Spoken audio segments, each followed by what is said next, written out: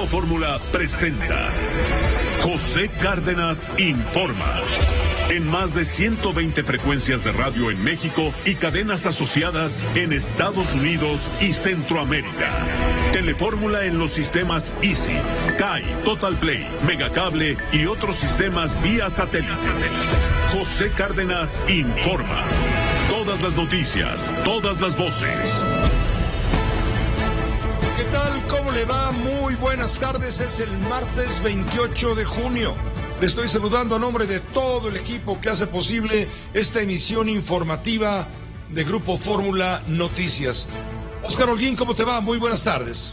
Muy buenas tardes, Pepe. Qué gusto saludarte a ti, a la audiencia de Grupo Fórmula y también al equipo técnico. En la operación de radio, Álvaro López, Ariana Reyes al frente del equipo de televisión, Gustavo Martínez y Enrique González en el switcher. En el playout, Miguel Guevara, Claudia Hernández y Cecilia Durán. Y en el generador de caracteres, Gabriela Castro y Juan Carlos Cruz. Y desde luego, como todos los días, le agradecemos mucho a Uno TV por el apoyo y facilidades para la producción de esta emisión informativa de Grupo Fórmula.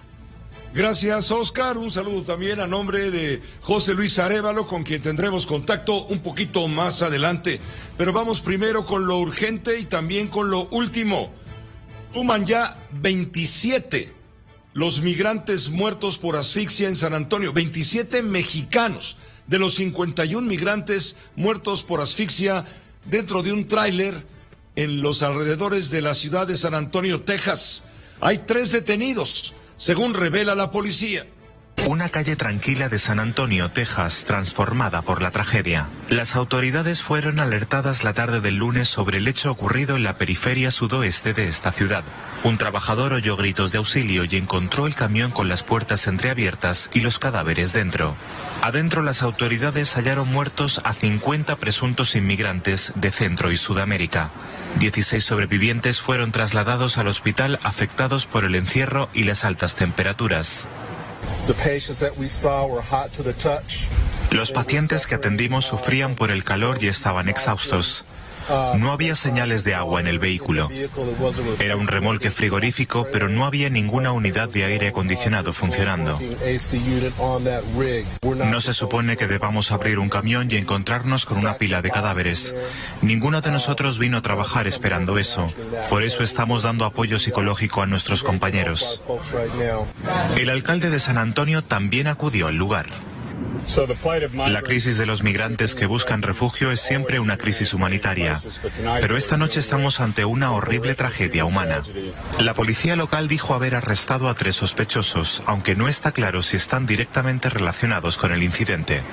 La investigación sobre esta horrible tragedia quedó a cargo de la Policía Federal. Digamos que este es el contexto de la tragedia, pero William McManus, el jefe de la policía de San Antonio, ha informado en conferencia de prensa haber recibido una llamada aproximadamente a las 6 de la tarde del día de ayer, luego de que un empleado de un edificio cercano escuchara un grito de ayuda. Dijo que el empleado caminó hacia el camión, notó que las puertas del transporte estaban parcialmente abiertas. Cuando la persona abrió la puerta, encontró a varias personas fallecidas. McManus dijo que la policía tiene a 3 personas bajo custodia, pero como bien decía hace un momento el comentario de France Press, se ignora todavía si están o no conectados con el incidente. La policía de San Antonio, mientras tanto, alerta a la unidad del Departamento de Seguridad Nacional, que está encabezando justamente las investigaciones sobre un presunto caso de contrabando de personas. Hasta el momento se ha notificado, le reitero, la muerte de 51 migrantes de procedencia, en su mayoría centroamericanos. Bueno, en su mayoría no, la mayoría eran mexicanos, de origen mexicano. Los 51 personas fallecidas, 27 son de origen mexicano. Se identificó pues a estos mexicanos, también a 7 guatemaltecos, a 2 hondureños. El resto todavía han de ser identificados por las autoridades. Tenemos comunicación en este momento con el cónsul de México en San Antonio, Texas, el cónsul general Rubén Minuti Sanata. Él está ya en San Antonio, fue de los primeros funcionarios del gobierno mexicano en llegar justamente al lugar de la tragedia. Cónsul, muchas gracias por tomar la llamada. Muy buenas tardes allá en San Antonio. Gracias, estamos a sus órdenes. Muchas gracias, cónsul. Una tragedia que pudo evitarse, pero primero, por favor, cónsul, pónganos al tanto de la última información que se ha dado a conocer de manera confirmada por las autoridades. Tenemos la cifra, 27 mexicanos de los 51 que murieron en el cajón del tráiler, en la caja del tráiler, ¿es correcto? Todavía en calidad de presunción, pero sí, correcto, provisionalmente, así es. ¿Qué hay de los otros mexicanos? Porque al principio se hablaba de que por lo menos 2 de ellos estaban hospitalizados muy graves. 3. Tenemos a 3 mexicanos, presuntamente por las identificaciones que se han logrado vincular a ellos. 2 de ellos graves, 1 estable. 3 mexicanos hospitalizados, al menos. El resto de los migrantes fallecidos y también lesionados, sabemos que hay 7 guatemaltecos, 2 hondureños. Cónsul, quizá usted tenga un dato con mayor precisión.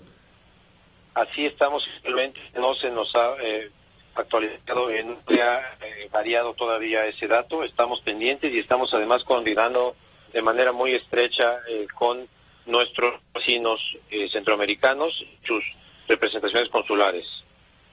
Todo indica, cónsul, que se trata de una tragedia derivada del contrabando de personas indocumentadas. ¿Qué hay de los 3 detenidos, cónsul? ¿Les han informado?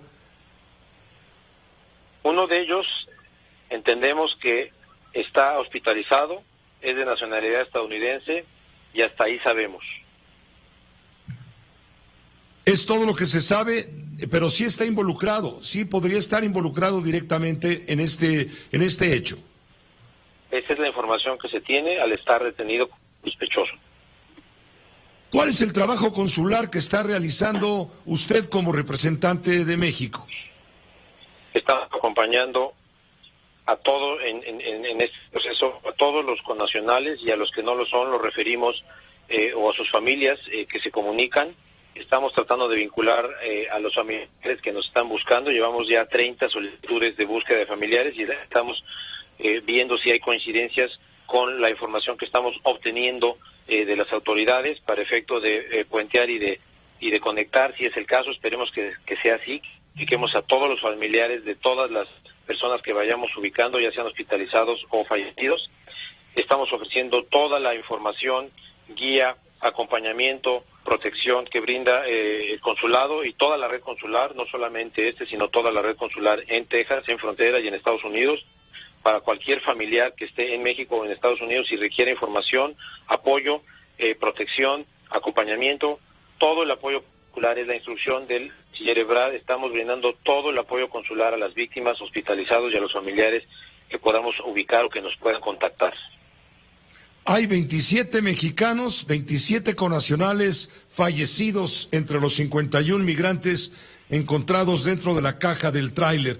¿Cómo va a hacerse el traslado, la repatriación de los restos y cómo se va a seguir apoyando a quienes están heridos? Me decía usted hace un momento, cónsul Minuti Sanata, me decía 3 mexicanos, uno de ellos muy grave. Es correcto. Y respecto del traslado de los cuerpos, de acuerdo a lo que dispongan las familias, se les va a apoyar, por supuesto, en todo, absolutamente, de manera integral. El acompañamiento va a ser permanente. Y bueno, estamos visitando constantemente los hospitales para obtener más información en cada visita, actualizada por supuesto, y de la autoridad federal que lleva el asunto, el caso, que tiene la competencia del caso. También estamos esperando la mayor información que nos quieran compartir de acuerdo con sus procesos y tiempos procesales. Sobre los hospitalizados estamos muy pendientes de su salud por momentos cortos, por intervalos cortos, estamos reportándonos a los hospitales o visitándolos para conocer actualizaciones de su salud. Y bueno, permanente información. Por favor síganos en redes sociales, @consulmexsa, teléfono del CIAM 520-623-7874, teléfono de protección del Consulado de San Antonio, 210-872-4386. Todas las instancias, hospitales, autoridades cuentan con toda nuestra información y pueden localizar en cualquier momento para cualquier dato o actualización relevante. Muchas gracias, cónsul Minuti Sanata, por tomar la llamada y permitirnos esta breve entrevista. Estaremos pendientes y molestándolo de ser necesario. Gracias a ustedes por ayudarnos a informar. Buena tarde. Gracias, buena tarde. Rubén Minuti Sanata, cónsul general de México en San Antonio, Texas.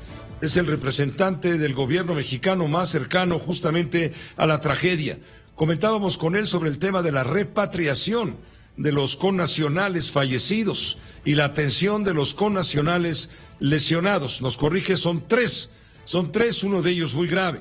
Bueno, por lo pronto el Instituto Nacional de Migración ha dado a conocer mediante un comunicado la cobertura de todos los gastos funerarios y repatriación de las familias de los mexicanos que fueron encontrados muertos dentro del tráiler. A través de redes sociales, Instituto Nacional de Migración indica que en conjunto con la Secretaría de Relaciones Exteriores van a llevar a cabo los procesos de repatriación de los cuerpos y en coordinación con la Secretaría de Relaciones, le insisto, de acuerdo con este boletín. Estamos enlazados en este momento con mi compañero Armando Guzmán, corresponsal de este espacio informativo en la ciudad de Washington, porque finalmente esto es un tema que ha trascendido, por supuesto, no solamente al estado de Texas y al área donde ocurrió la tragedia, quizá la peor tragedia en la historia de las tragedias de migrantes en la Unión Americana. Por lo pronto vamos contigo, Armando, porque Estados Unidos y México están admitiendo una política migratoria fallida luego de lo ocurrido la tarde de ayer allá cerca de San Antonio, Texas. Armando, estamos enlazados contigo, te escuchamos con mucha atención. Muy buenas tardes. Gracias, Pepe, buenas tardes. Efectivamente, es la peor tragedia en la historia de San Antonio. Y es la peor tragedia que yo recuerdo de migrantes. Y te voy a decir, a pesar de ser una tragedia, esto llega precisamente a tiempo. Porque si los presidentes de México y Estados Unidos se van a reunir el 12 de julio, entonces esto tiene que ser parte de lo que México abogue por sus connacionales y por sus migrantes aquí, que es algo que no ocurre frecuentemente. Y tú date cuenta del peligro que hay en este tráiler cuando en realidad toda la caja está sellada y cuando fuera del tráiler hay aproximadamente 100 grados de temperatura Fahrenheit, que son 40 y tantos grados de temperatura centígrados, y esto sube con un tráiler cerrado a 125 grados y no tienes manera de respirar. Este es el tipo de cosas que ocurren. Ahora, Pepe, hay que decirlo también, porque todos los días vemos muertes en la frontera y todos los días vemos el contrabando de gente que entra y sale a pesar de las altas temperaturas. Este tráiler fue encontrado a solamente una milla o dos de distancia del Highway 37, que va desde la frontera con México por el centro, pasa por Texas y llega hasta Minnesota. Entonces, en ese largo trayecto hasta el norte del estado de Minnesota, en el centro de los Estados Unidos, hay muchas paradas en donde se va dejando toda esta gente. Y eso se sigue haciendo porque Estados Unidos no ha querido resolver este problema, porque al final de cuentas es una situación de mano de obra barata. Ahora, date cuenta de dónde están los números. Llevamos hasta ahorita, Pepe, 1.530.000 aprehensiones de gente que ha tratado de entrar sin documentos a los Estados Unidos. 1.530.000. Y vamos apenas en el sexto mes. En todo el año, el 2021, en los 12 meses, hubo 1.730.000. Entonces, ya casi estamos ahí y faltan todavía 6 meses más. Podría haber nuevamente récords. Y el alcalde de San Antonio el día de hoy se refería a la cuestión de los trabajos. ¿Cómo es posible que en Estados Unidos continúe habiendo tal cantidad de empleos y que se sigan aislando y no se sigan poniendo a disposición de gente que quiere trabajar? Y entonces este círculo vicioso continúa toda su racha. Un dato más que te va a interesar. El Departamento de Seguridad Nacional es el que está a cargo de toda esta investigación y es el que está a cargo de inmigración. Bueno, desde el gobierno de Obama, hace 6 años, no hay un comisionado de inmigración a cargo de la política migratoria de los Estados Unidos.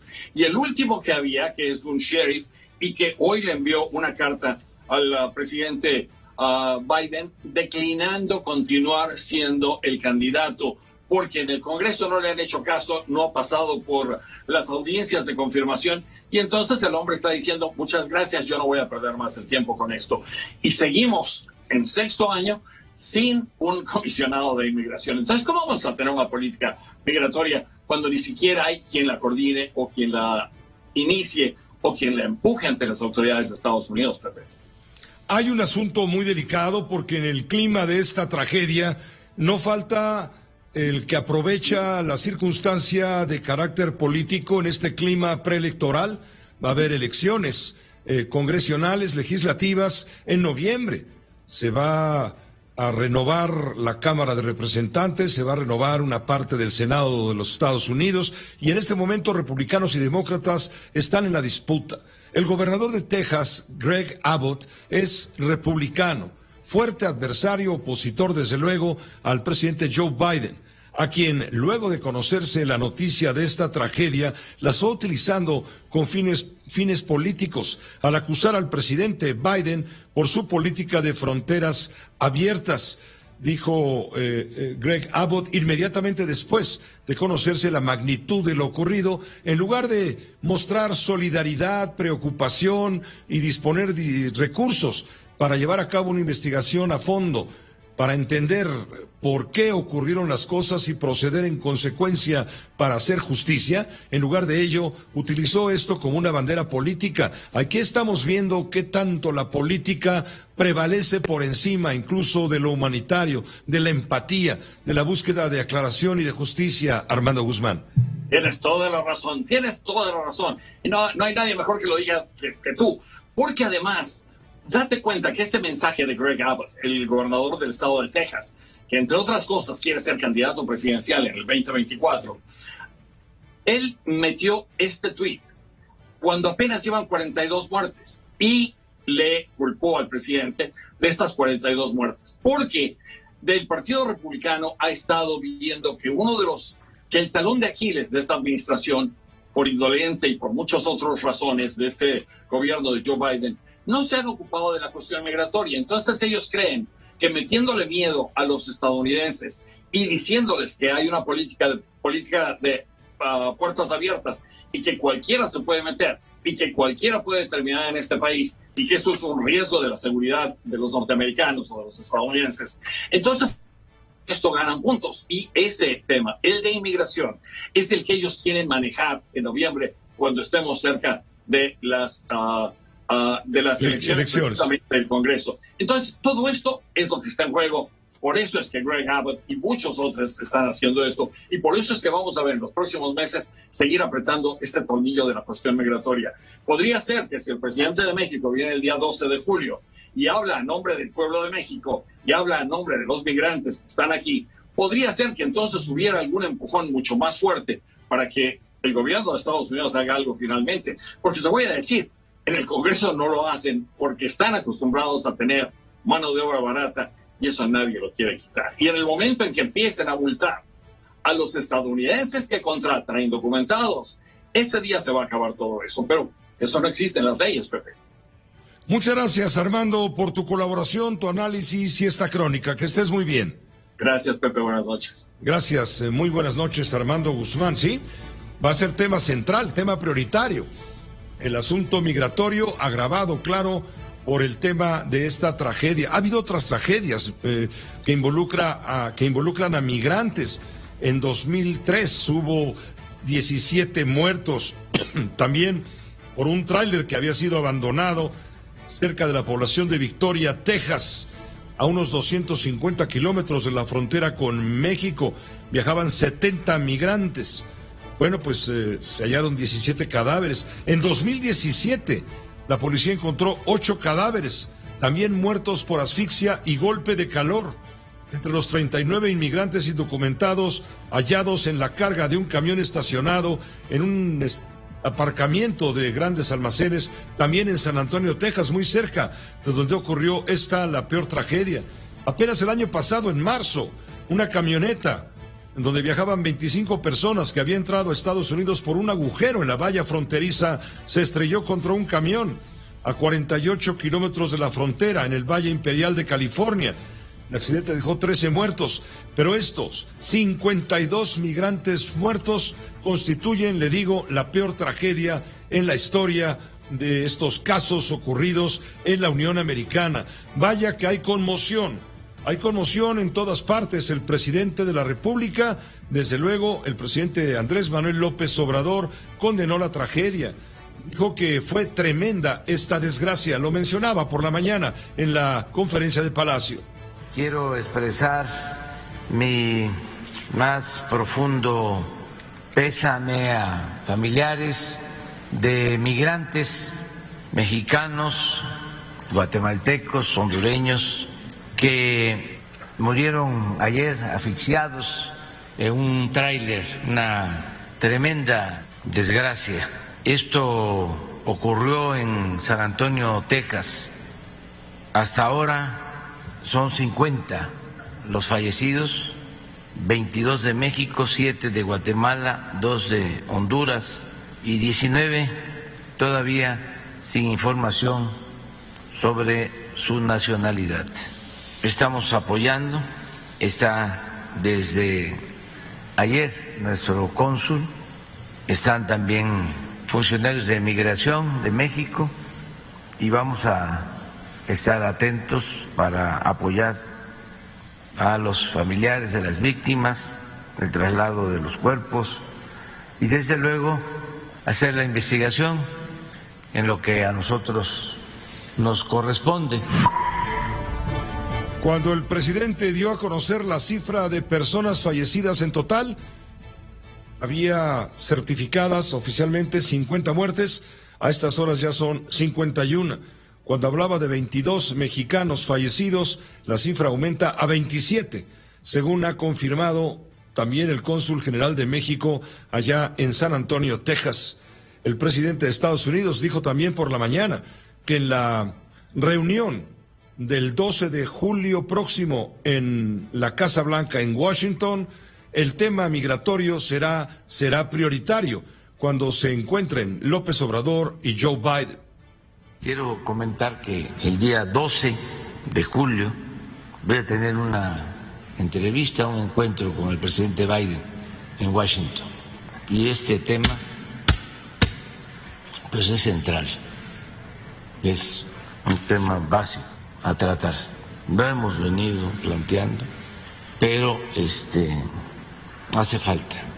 Y esta es una amarga prueba de que hay que seguir insistiendo en apoyar a la gente para que no tenga necesidad de abandonar sus pueblos para irse a buscar la vida del otro lado de la frontera.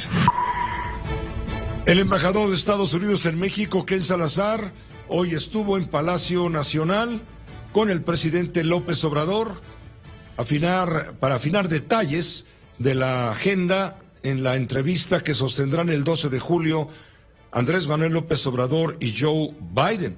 El embajador habló de la tragedia de San Antonio.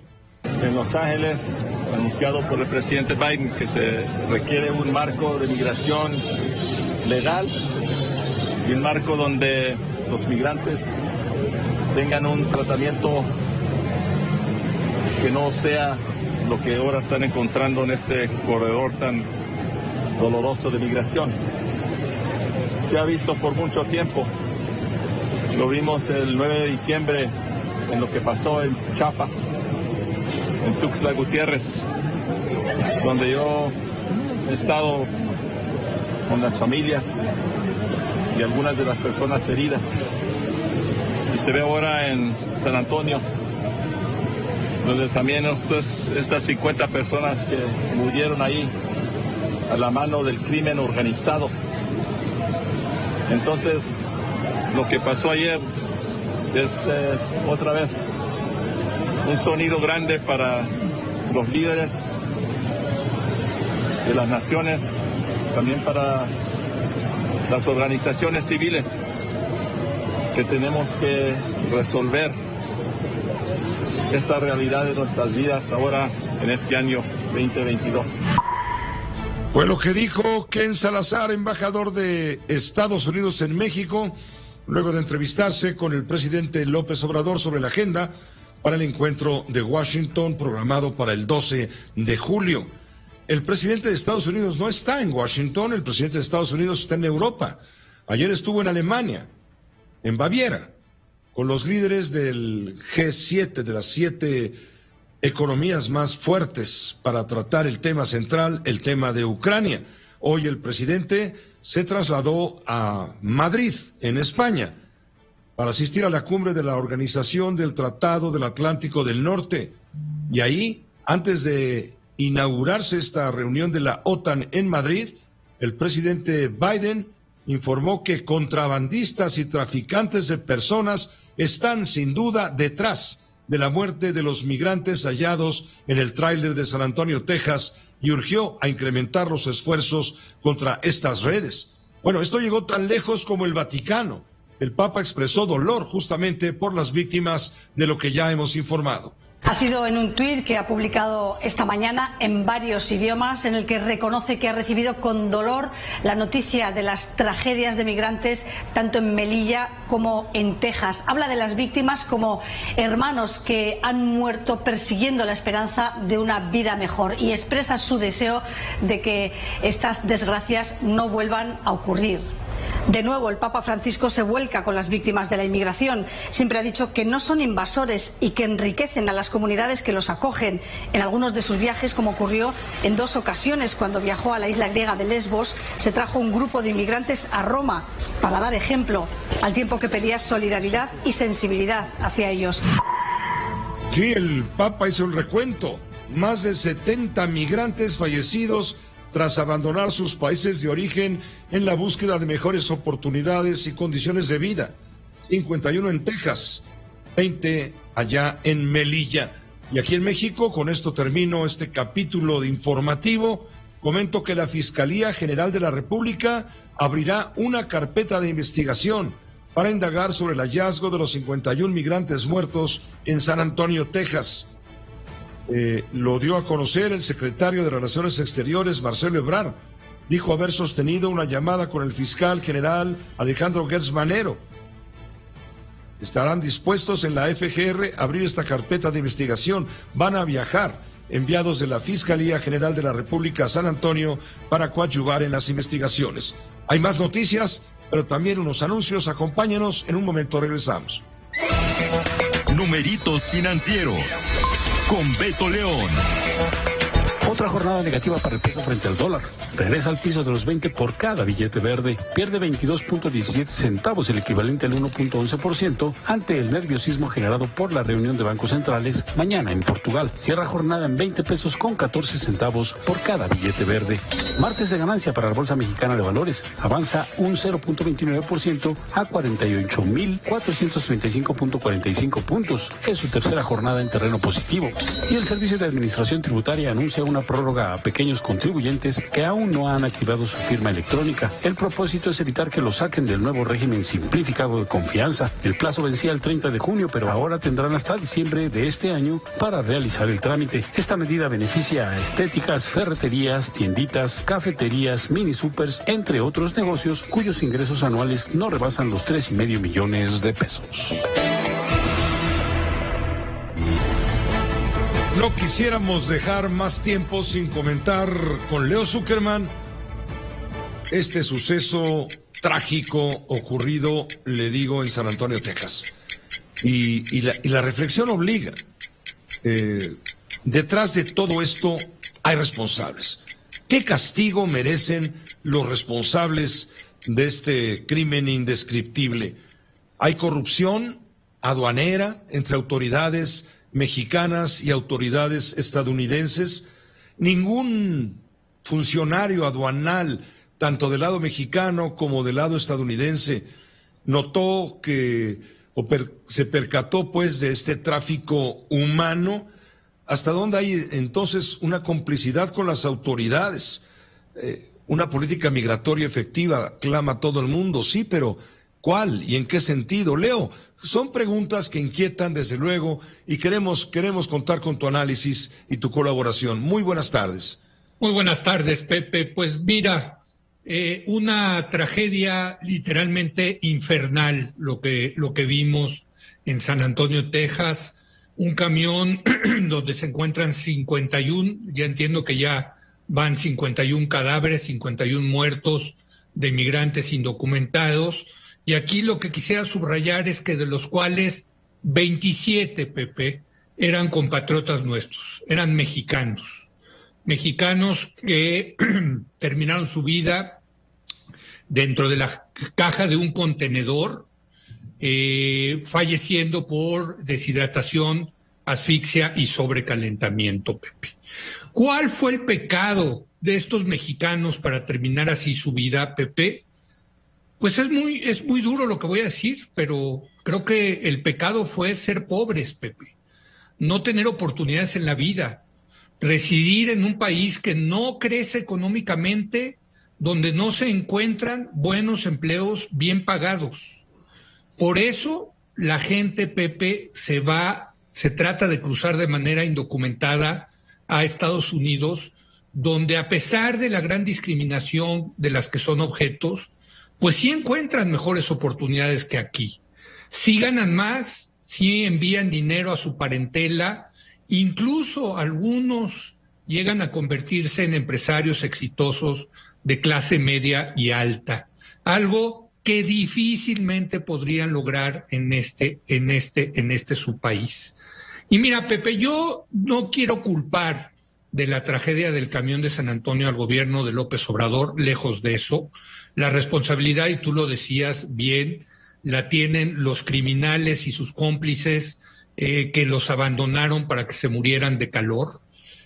Ojalá la policía de allá, que funciona mejor que la de acá, hay que decirlo, la policía de allá de Texas, del condado de Bexar, los encuentre y reciban un castigo. Entiendo, por lo que vi ahorita en internet, que ya hay información de posibles detenciones de algunos presuntos responsables. Ojalá los detengan y ojalá encuentren, como tú dices, esa red de ilegalidad que permitió, que hizo posible el fallecimiento de estos 51 personas, de los cuales 27 son mexicanos. Pero también quiero resaltar en este comentario, Pepe, la idea de este gobierno, la falsa idea, yo diría, de este gobierno, de que la pobreza en el país se va a terminar dándole dinero a los jóvenes, con programas sociales, que con programas sociales podemos evitar que baje la migración de indocumentados hacia Estados Unidos. Yo no creo en eso, Pepe. Yo creo que la gran mayoría de los jóvenes mexicanos son gente que está buscando mejores oportunidades en la vida y están, por tanto, dispuestos a viajar a la frontera norte, a cruzar sin papeles por lugares muy peligrosos, a ponerse en manos de bandidos que en muchas ocasiones los engañan, extorsionan, violan y hasta matan, con tal de salir adelante en la vida. Para mí, Pepe, y lo he dicho muchas veces, son nuestros verdaderos héroes, los paisanos que están dispuestos a pasar por este infierno, por esta pesadilla, para pasarse a un país que ofrece mejores oportunidades. Esos muchachos, Pepe, se quedarían en México si la economía mexicana estuviera creciendo y produciendo buenos empleos. No es el caso. Durante este sexenio la economía se ha estancado y, por lo tanto, hay evidencia muy clara de que han subido el número de cruces de mexicanos hacia Estados Unidos. Te doy un rato rápido. De acuerdo a la Unidad de Política Migratoria de la Secretaría de Gobernación, durante los primeros 4 meses de este año, la repatriación de mexicanos desde Estados Unidos aumentó un 52.1%. Y no es porque los estadounidenses nos estén deportando más mexicanos, sino porque simple y sencillamente cada vez más hay un número de paisanos más que cotidianamente están tratando de cruzarse para encontrar las oportunidades que no hallaron, por desgracia, en nuestro país. La economía, Pepe, tiene que volver a crecer y se tienen que producir buenos empleos para evitar este tipo de pesadillas donde murieron 27 de nuestros compatriotas, Pepe. Sí, la cuenta no termina, todavía no se cierra esta cuenta trágica, porque hay de los mexicanos sobrevivientes, hay 3, uno de ellos está sumamente grave, por desgracia el saldo terrible podría incrementarse. En fin, gracias Leo, gracias por tu comentario, estaremos en comunicación permanente. Muchísimas gracias, Pepe, muy buenas noches y mis condolencias a todas las familias y amigos de estos héroes mexicanos que cotidianamente se pasan a Estados Unidos. Muchas gracias Leo Zuckerman, muy buenas tardes. Mientras tanto, haremos una pausa muy breve. Más adelante comentaremos con usted en este espacio de noticias de Grupo Fórmula que Javier Coello Trejo, exabogado de Emilio Lozoya Austin, el exdirector de Petróleos Mexicanos, anuncia acciones legales contra el fiscal general de la República, el doctor Alejandro Gertz Manero, por expresiones vejatorias, denigrantes y abusivas. Y también adelanta que denunciará al exdirector de Petróleos Mexicanos, a Emilio Lozoya, por fraude. No le ha pagado 25 millones de pesos que le debe en honorarios. Regresamos. La semana pasada, el fiscal general de la República, Alejandro Gertz Manero, y otros 2 funcionarios de la propia FGR quedaron exhibidos en unas grabaciones difundidas, desde luego obtenidas ilegalmente, estoy seguro, pero en fin, difundidas a través de redes sociales. Quedaron exhibidos cuando, entre otros datos, le comento, el fiscal Gertz Manero está hablando de la traición de una cometida por el padre de Emilio Lozoya Austin, exdirector de Pemex, en prisión, lo sabe usted, por haber tramitado un amparo y no haberle avisado al fiscal, y le exigió que ya no permita que su abogado, de quien no dijo nombre, pero que en la época a que se hace referencia era Javier Coello Trejo, continuara llevando el asunto. Lo dijo en estos términos Alejandro Gertz Manero en esta grabación, le digo, filtrada ante las redes sociales. Buenos días, señor Emilio. ¿Quién habla? Le llamo de parte del doctor Gertz. ¿Le voy a comunicar con él, por favor? Sí, claro que sí, por favor. Bueno, señor fiscal, a tus órdenes. Mira, me acaban de notificar que tú y tu hijo se ampararon en contra. No, sí, pero... No, me lo acaban de notificar, ¿eh? Sí, es un error, se adelantaron, no tiene nada que ver, no lo hicieron ni con la autorización nuestra. Bueno, nada más para que no vaya a haber yo no acepto dobles lenguajes, ¿eh? Para nada. Ni las jugadas de ese pinche bandido del abogadete ese, ¿eh? Por eso lo puse en orden ayer, te pido una amplísima disculpa, y lo voy a reiterar ahora en unos minutos. Que se desista de inmediato, porque así yo no juego, ¿eh? Está muy claro, te pido nuevamente una disculpa y voy a meter orden acá. Estamos muy agradecidos de ayer, trabajando sobre lo que la orientación de los... La parte que quería que usted escuchara o recordara, porque le escuchó seguramente la semana pasada, si estaba en sintonía con nosotros, el abogadete al que se refiere Gertz Manero de manera despectiva, peyorativa, abusiva, vejatoria, pues es Javier Coello Trejo. Él fue subprocurador general de la República cuando existía como tal, fue subsecretario de gobierno en el estado de Chiapas, del gobierno del estado de Chiapas, pero también, por supuesto, un abogado penalista de larguísima trayectoria, quien fungió como representante legal, como apoderado legal, como defensor de Emilio Lozoya Austin desde que estuvo preso allá en España, y él tuvo tratos con todos ellos. Y pues quiere hablar Javier Coello Trejo. Dijo, yo voy a preparar mi respuesta, ya la tiene más que preparada. Abogado Javier, te agradezco mucho aceptar la invitación que te hemos hecho desde el jueves o viernes para que nos digas públicamente lo que opinas de todo este sainete. ¿Cómo te va? Muy buenas noches. Buenas noches, Pepe, muchas gracias. Te pido primero yo una disculpa no haberte dado respuesta el jueves o viernes porque estaba yo en el hospital, Pepe. Desgraciadamente un problema de columna, gracias a Dios ya estoy muy bien, tengo un excelente médico que es el doctor Roberto de Leo, y bueno, y luego me pegó el COVID, ¿no? Que me había yo salvado durante todo este tiempo hasta que me pegó. Pero estoy... Pues Hoy das a conocer gracias Javier Coello, entendemos muy bien. Das a conocer hoy un comunicado, un boletín de prensa, en donde explicas una situación que es alarmante. Dices que vas a denunciar penalmente a Emilio Lozoya Austin, exdirector de Pemex, porque te debe honorarios por 25 millones de pesos. Así es, pero yo quisiera, si no te quito tiempo, sí, pero prestas tiempo, explicarte esto. En 2017, Emilio Lozoya Austin me busca, empezaba el problema de Odebrecht, empezaba el problema de agronitrogenados, yo acepto la defensa, me otorga poderes y preparamos una defensa, Pepe, pública, aguerrida, como deben ser las defensas penales. Logramos que el delito electoral por el que se le estaba acusando se prescribiera porque había prescrito ya.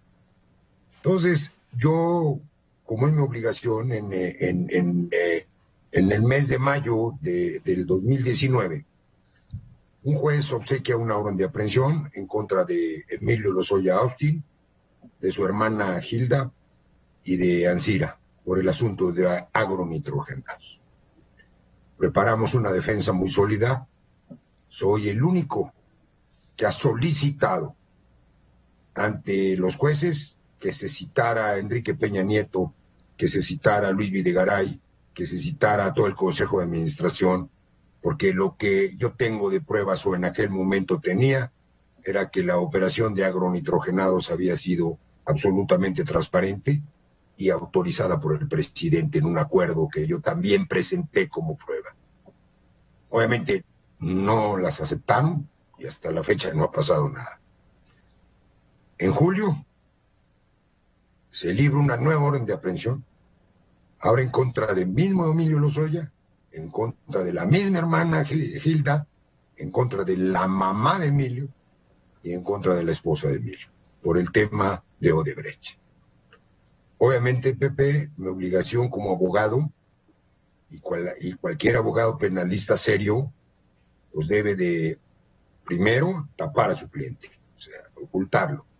Es mejor un cliente fuera que un cliente adentro, Pepe. Lo hice, hablamos con Emilio se fue a Málaga, nunca se movió de Málaga, y a la hermana yo la tuve en mi casa, Pepe. Así es. ¿Qué pasa? Detienen a la esposa de Emilio Lozoya Talman, a la señora Hilda Margarita, la detienen en Alemania. No sé cómo a los abogados de Alemania se les va. Nosotros les avisamos de las órdenes de aprehensión y la detienen. Esto sucede en julio por ahí, de 2019. Pepe. Es muy importante. Obviamente, la señora se pasa 3 o 4 meses en prisiones sin ir ante un juez. Nunca vio a un juez, nunca permitieron que viera abogados. Yo voy a Múnich, tengo conflictos serios con los abogados. ¿Por qué? Porque obviamente, ¿cómo es posible que la señora no tuviera una defensa legal allá, no? Yo convenzo a Emilio Lozoya Talman. Le digo, Emilio, tu señora no tiene nada que ver en este tema. Hay que extraditarla, que acepte su extradición. ¿Por qué? Porque no ha cometido ningún delito. Pero mi relación con Alejandro Hertz se ha distanciado mucho. Entonces, yo te recomiendo que lo vayas, lo busques y trates de llegar a un arreglo por lo que es de tu esposa para que se traiga a México y a ver cómo le hacemos aquí para que no entre a la cárcel. Emilio Lozoya Talman me dice, estoy de acuerdo, Javier, pero obviamente si mi esposa está detenida, mi nuera no puede salir a Alemania, mi hija está escondida, mi hijo también, ¿qué pasa conmigo y con mi hijo Jesús que está conmigo? Le dije, bueno, pues si tienes temor, le dije, lo que hay que hacer pues, es sacar un amparo. un amparo para el efecto de que si te tratan de detener, pues no lo puedan hacer. Él me lo pidió, Pepe. Yo lo elaboré, ordené que se elaborara aquí en el despacho, tanto el de él como el de Jesús, se llama el otro hijo de Emilio. Ellos lo firmaron, Pepe. Tengo las firmas, se presentaron y de repente llega a mi oficina Emilio, papá, espantado. Ya había ido a ver a Gers y me dice, oye, me acaba de llamar Alejandro Gers y me puso una gran regañada, que el amparo, que él no juega con eso, que nos desistamos del amparo. Nunca me dice, Pepe, lo que escuchamos en la grabación. Yo le dije, pues no hay problema, nos desistimos del amparo. Obviamente, la esposa de Emilio llega en los primeros días de noviembre, yo atiendo la diligencia, yo no sé si fue por el acuerdo o no acuerdo, o por la benevolencia del juez, o por la edad de la señora. El juez acepta vincularla a proceso, pero le quita el pasaporte y le da una prisión domiciliaria. Todo iba bien ahí. Emilio Lozoya Austin no estaba detenido. A Emilio Lozoya lo detienen en febrero del 2020. Yo voy a ver a Emilio con mi hijo Javier a España y platico con él. Y entonces cuando yo me entero, por pobre voz de Emilio, de que no quería ver a su papá porque tenía la presunción de que su papá lo había entregado. Es posible, eso no puede ser. Le dije, necesitas recibir a tu papá, está allá afuera. Ahí es donde él me empieza a comentar que lo que querían era que él hiciera declaraciones en contra de los azules y de los verdes. Azules, en contra de los panistas y de los verdes. De los priistas. Y de los priistas, tricolores. Y yo le dije... Es decir, que estaba recibiendo instrucciones. Así es. Del gobierno. ¿Tienes pruebas? Si tienes una sola prueba, dámela, yo la presento. Me dijo, Javier, no tengo pruebas claras, pero, pues, ¿qué hago? Le dije, piénsalo. Eso es en febrero. A partir de que yo voy a Málaga, pierdo el contacto con el papá de Emilio Lozoya. No me vuelve a llamar. Lo único que hago es seguir teniendo a su hija en mi casa, jugando con mis nietos. Él se la lleva, viene el COVID, yo me encierro, Pepe, y todo era telefónicamente con Emilio Lozoya Austin. No vuelvo yo a hablar con Talman. Él me sigue insistiendo en lo mismo. Y yo, Pepe, no me presto a esas cosas. Si tienes una prueba, adelante. Si no tienes, no cometas esa tontería. ¿Y no las tenía? Pues creo que no. Cuando menos yo no las vi, ni las he visto, ni están en el expediente. Entonces, ¿qué pasa? En el mes de junio, principios de junio, me habla por teléfono, me dijo, estoy desesperado, ya no resisto, mi mamá, etcétera. Me dijo, y si tú no estás de acuerdo con esto, pues yo te pido que dejes mi defensa. Le dije, con mucho gusto. Nada más que mándame una carta, porque yo he dado la cara por ti, yo he peleado, yo me he enfrentado al gobierno por ti, entonces mándame una carta para que yo, pues como abogado, terminemos nuestra relación. Pero además, me debes dinero, me debes mis honorarios y me debes lo que yo he puesto de mi peculio para que tú, porque tú me decías que no tenías y que no querías sacar tus cuentas, yo pagué el viaje a Alemania, pagué el viaje a España, etcétera. En total eran 25 millones de pesos, entre honorarios. Me dijo, con mucho gusto, yo te lo reconozco, yo te envío la carta y yo te envío un contrato, un convenio de reconocimiento de adeudo, ahí es donde él me dice, a mí me deben 31 millones de pesos porque yo le presté en varias ocasiones dinero a Carlos Autrey. Tengo un contrato de mutuo con interés y garantía hipotecaria.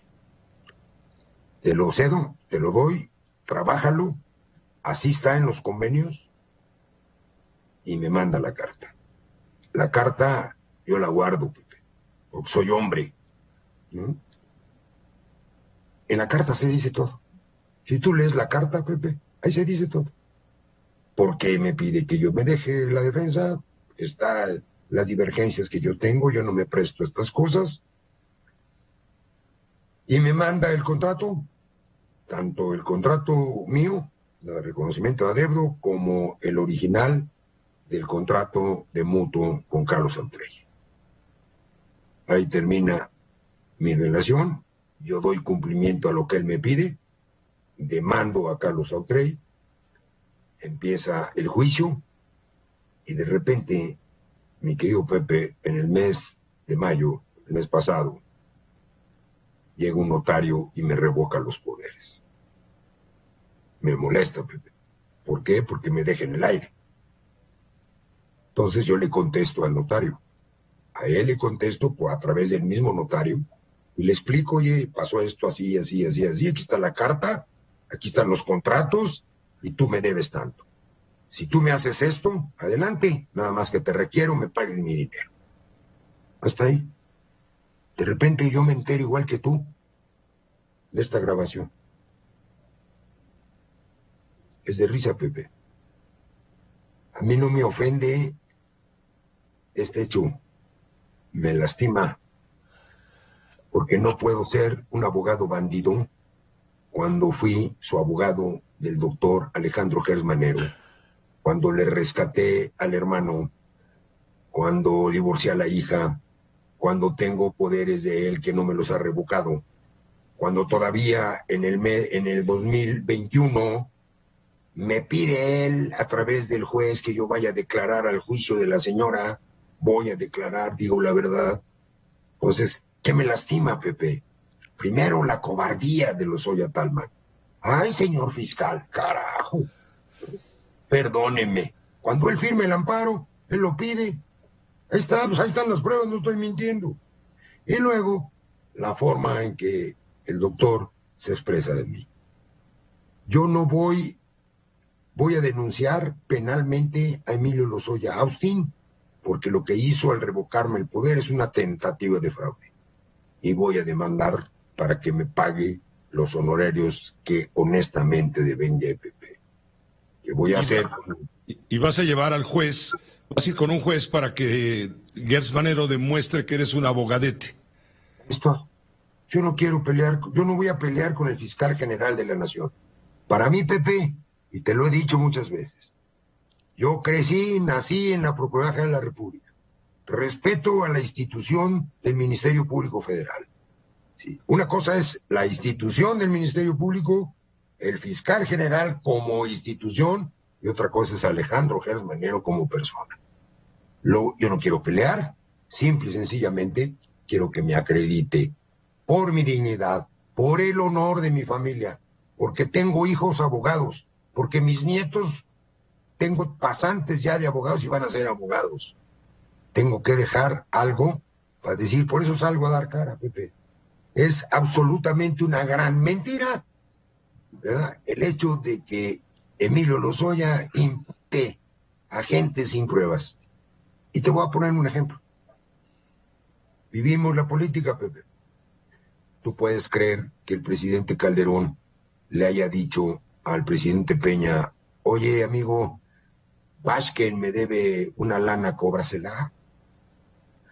O que le manden al candidato del Partido Revolucionario Institucional a la presidencia de la República, Mid, y que salga en pijama a recibir 5 millones de pesos.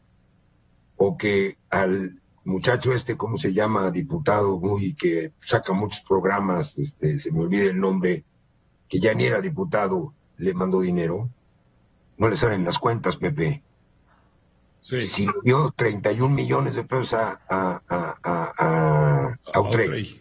Si le manda a los senadores 80 millones.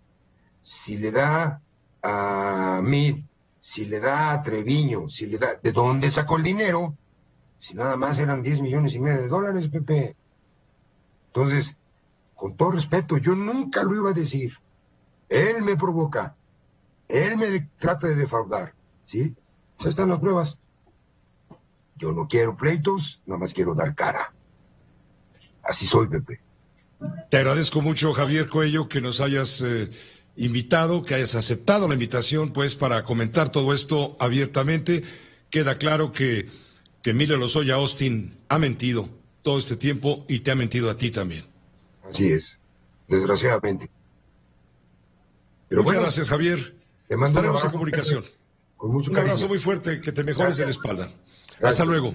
Gracias. Javier Coello Trejo, ex abogado de Emilio Lozoya, anuncia acciones legales contra su exdefendido, contra el exdirector de Pemex. Lo va a acusar de fraude porque le debe por lo menos 25 millones de pesos en honorarios, además de calificarlo de mentiroso y de cobarde. Una pausa breve, volvemos. En un momento estaremos en contacto con la doctora María Amparo Casar, siempre a todas horas en su juicio.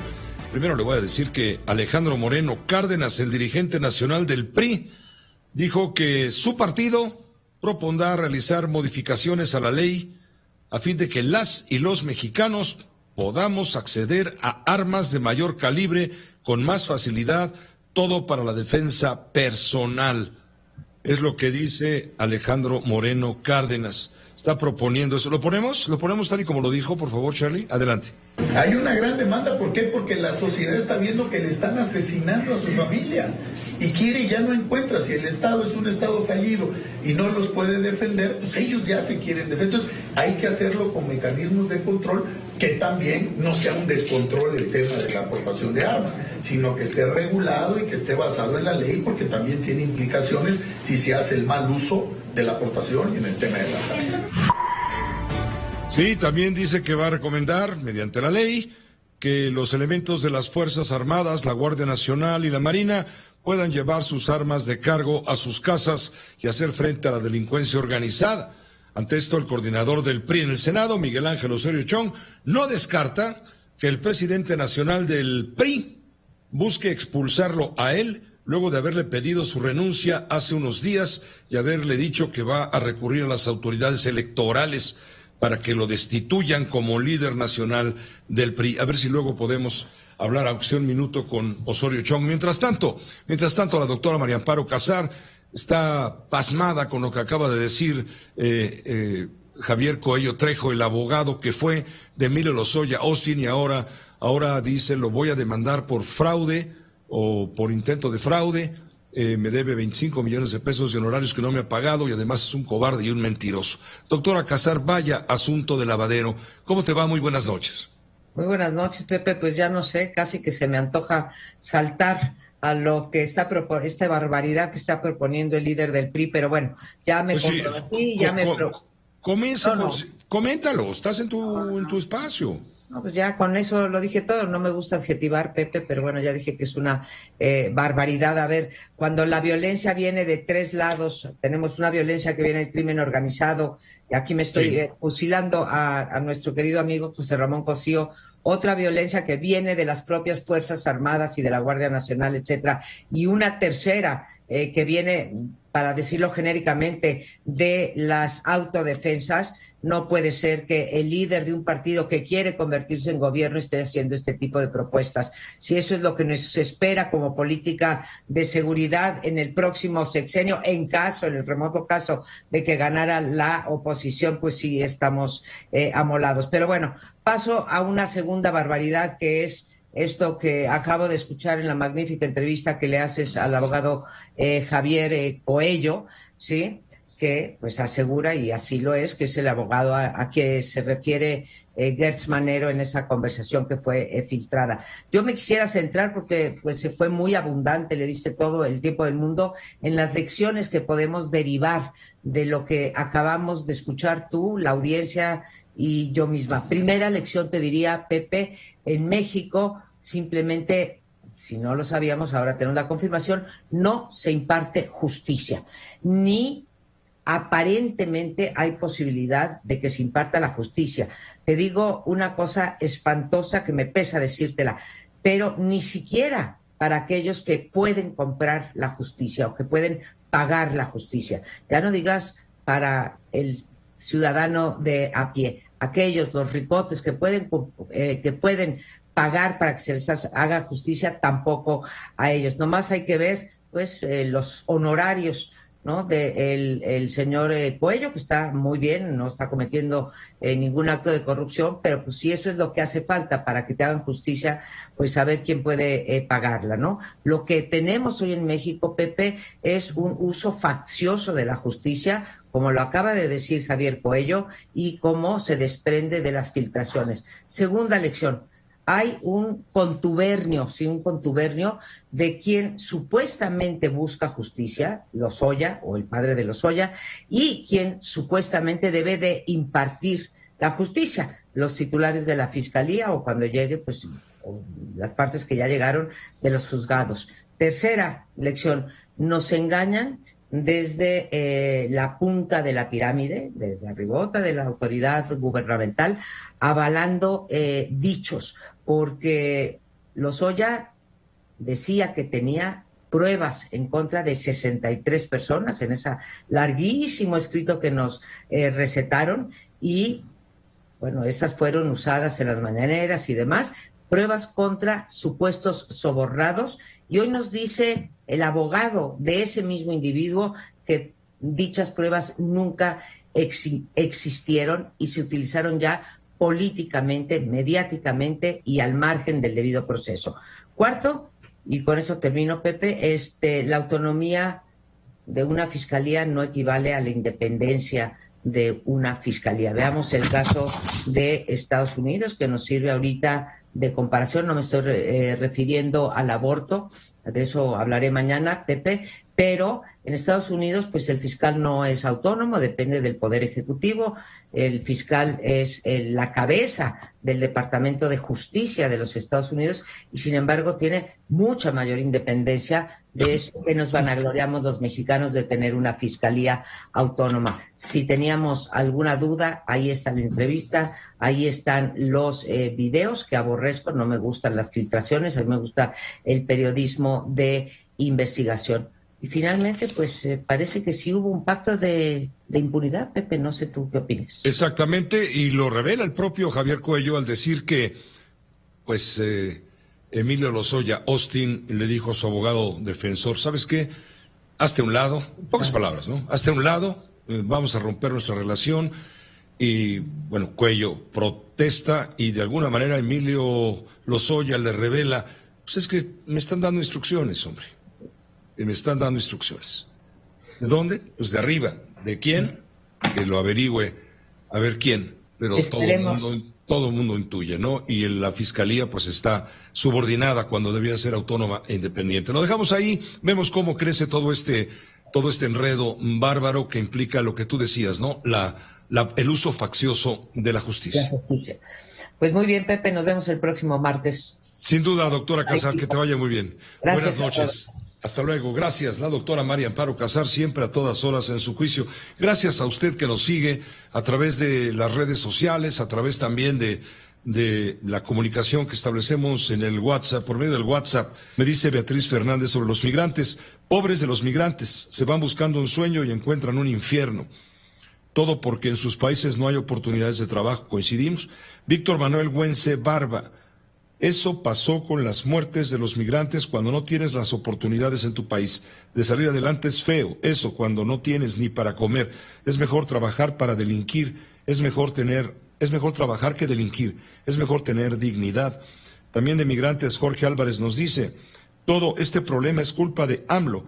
Tienen que emigrar porque no hay trabajo en México. Las malas políticas de la economía de México son un desastre en este gobierno.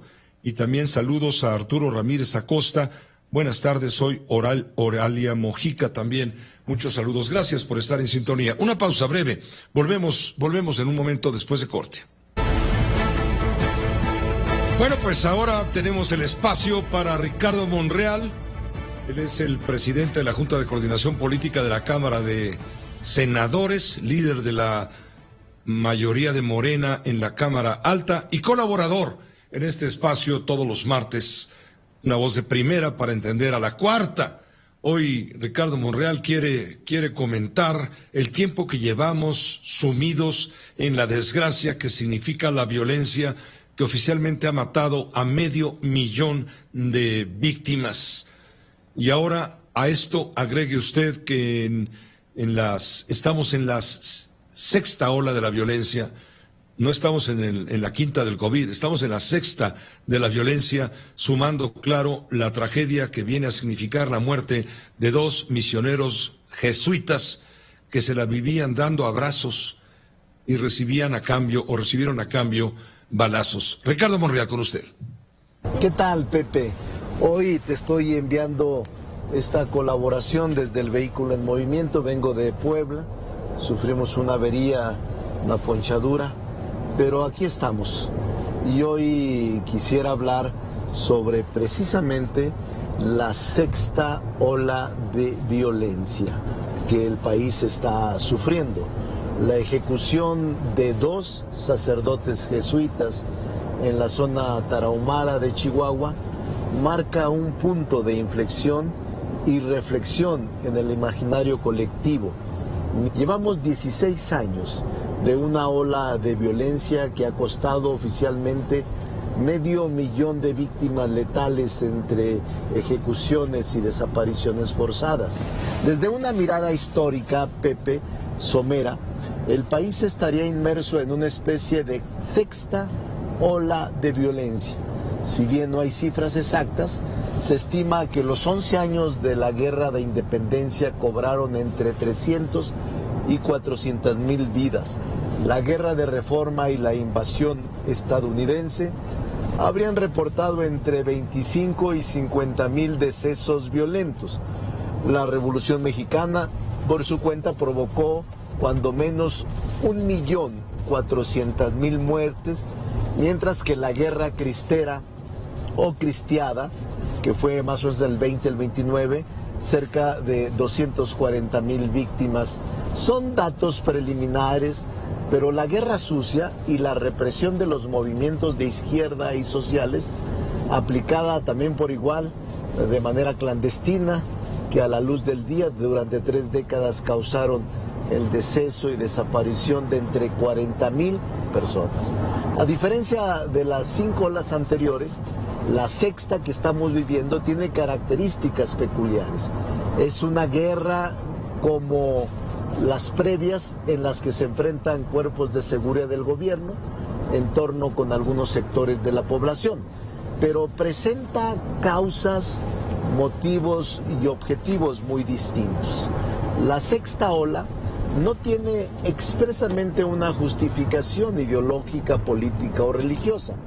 No hay un manifiesto a la nación, un programa político de cambio o una proclama de defensa de intereses colectivos o de clase que dé un toque de racionalidad a lo que por naturaleza es irracional. Tampoco existen uno o varios liderazgos sociales, políticos o religiosos que nos digan por qué acuden al exterminio y a la barbarie como recurso para hacerse notar, valer o imponer su fuerza. No hay un cura Hidalgo, no hay un Ignacio Zaragoza, no hay un Pancho Villa, no hay un Zapata, no hay un Pedro Quintanar, no hay un Lucio Cabañas o un subcomandante Marcos que nos digan por qué recurren a la violencia. Vivimos una guerra civil informal en la que mexicanos y mexicanas roban, secuestran, matan o desaparecen a otros compañeros, a otros compatriotas por razones esencialmente económicas, para apropiarse de un bien, para extorsionar, para generar extracción de las riquezas o de las propiedades de los demás. La transferencia de recursos que la violencia ha generado en esta sexta ola se mide en términos del Producto Interno Bruto, tanto lo que se pierde como lo que se invierte para no perder lo que se tiene. Llámese rescate, mordida, piso o pase. Puede alcanzar hasta los 10 puntos del PIB por año. Las causas estructurales de esta ola roja están claramente identificadas: desigualdad, corrupción, impunidad, incivilidad o deshumanización. Lo que no hemos encontrado aún en la sociedad ni en el gobierno son las políticas que puedan atender de raíz y poner punto final a esta barbarie. Lamentablemente, Pepe, pero no hay que cansarnos, hay que convocar y hay que tratar de analizar y ofrecer respuestas a este lastre, a este grave problema social, asignatura que nosotros nos consideramos tenemos pendiente con la sociedad, este movimiento. Saludos y buenas tardes, Pepe. Un saludo a todo el auditorio. Gracias Ricardo Monreal, gracias por este comentario de la sexta ola.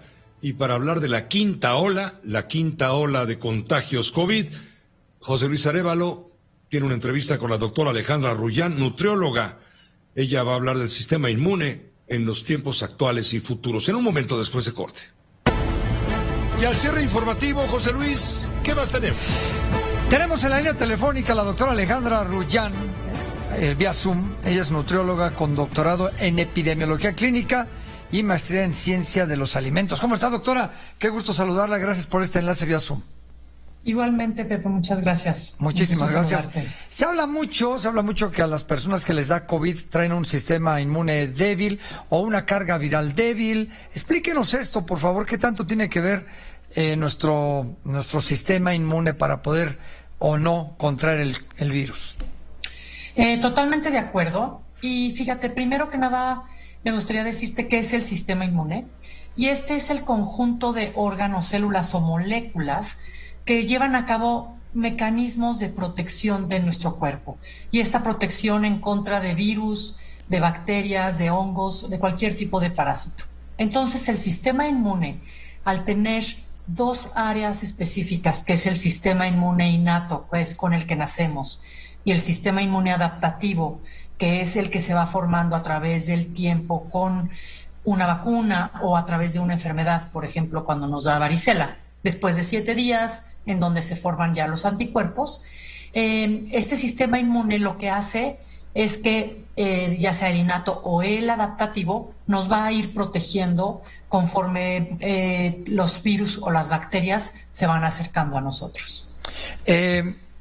¿Cómo podemos reforzar este sistema inmune? Porque hay personas que dicen, voy a tomar más vitamina o B12 o vitamina C para evitar que me afecte el COVID. ¿Real? ¿Esto es real? Totalmente. Una de las cosas más relevantes del sistema inmune es la nutrición. La nutrición es clave porque es lo que nos va a ayudar a fortalecer justamente los dos sistemas, tanto el innato como el adaptativo. Por un lado, tenemos ingredientes funcionales y por otro lado, vitaminas o minerales. Desde el punto de vista de los ingredientes funcionales está el Wellmium.